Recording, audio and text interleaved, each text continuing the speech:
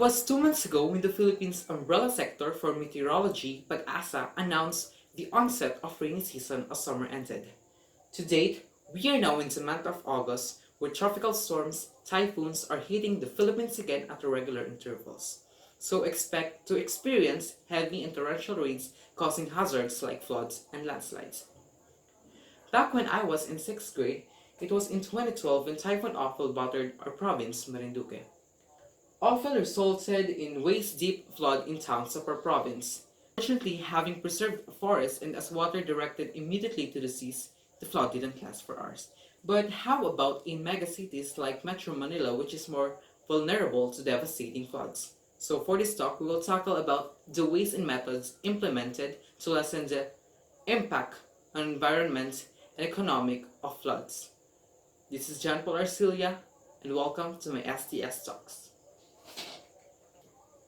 Flood control denotes the ways and methods to prevent the inimical effects of floods brought by the massive amount of rains.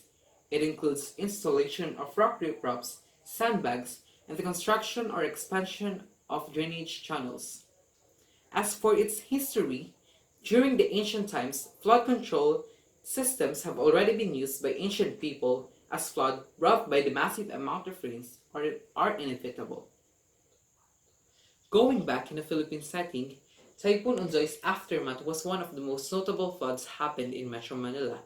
I wasn't able to experience it firsthand, but as reported by the news, Typhoon Ondoy barreled into the Philippines on September 26, 2009, bringing torrential rains and flooding of historic proportions in Manila.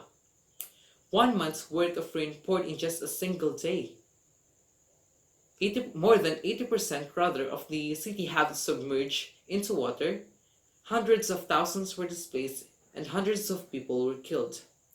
At that point of time, the government realizes that the country frequented by typhoon needs to ramp up its infrastructure spending for flood control and mitigation projects.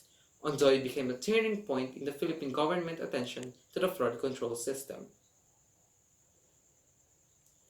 With the assistance from the World Bank, the Flood Management Master Plan for Metro Manila was set in motion in 2012, prioritizing structural and non-structural measures providing sustainable flood management, systematizing 4 components of the flood mitigation. First is the modernization of drainage areas. Under this component, there will be new pumping stations and the modernization of existing ones. The second one, which is to minimize all the solid waste in waterways, revamped waste collection services will be implemented, and more than that, incentive-based programs will be facilitated.